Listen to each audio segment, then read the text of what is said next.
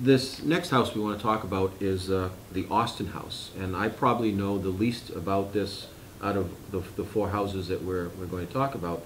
But one of the things that I found to be the most interesting is that you had mentioned to me that there were over 200 years of Austins living on the property, and I think that is probably the most remarkable. Yes.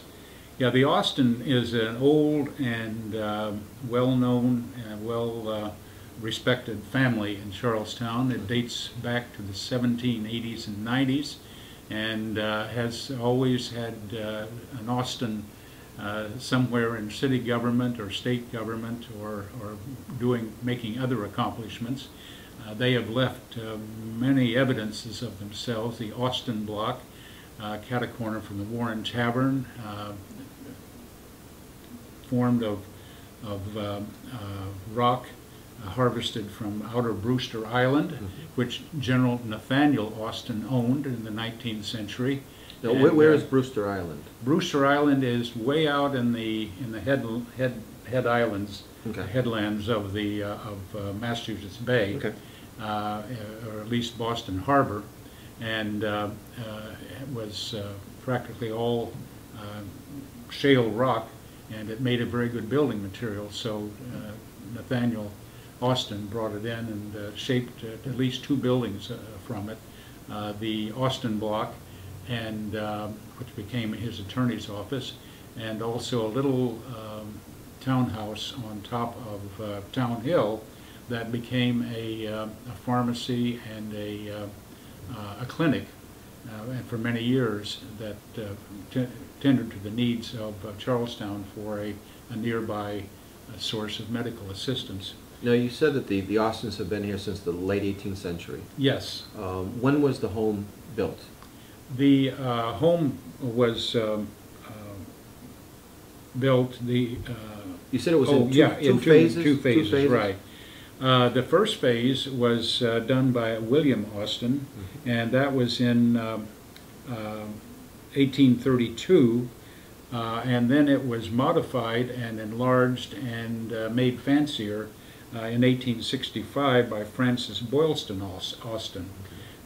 The major differences were that the first one was more or less along the lines of federal design, now practically all effaced by the revision, and the Francis Boylston Austin, sort of in keeping with the architectural tenor of the times, gave it a second empire facade, which meant that you put on a mansard roof, which it has, and a fancy surround for the doorway, for the front door, with a portico over the doorway, and had more or less in the Italianate style, had brackets around the cornice line.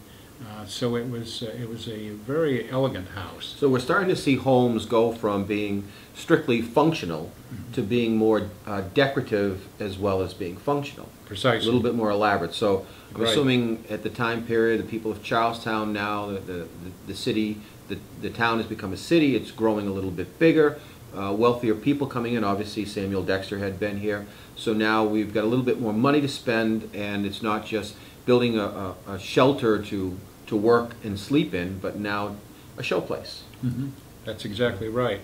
And it was a family house for many years, and then went into the ownership of others, and it was for a while in the 1920s a rooming house, and in 1985 the then current owner transposed it into a 5-unit condo development, which it is today.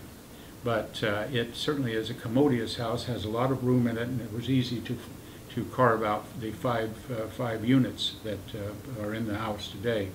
But it remains a showpiece for Charlestown. It's an extremely beautiful, ornate house, and has eye-grabbing qualities that cause people to really notice it there on the corner of Wood and High Street. So it served its function beautifully, and as I say, unfortunately, around the middle of the century, the last Austin occupied it and disappeared from view, so moved out or died. But they brought an end to the long Austin line, Austin. Unfortunately. But so it was Austin's last stand. Austin's, well, that's pretty good. 200 years. That's a pretty Not good run. bad. That's a good run.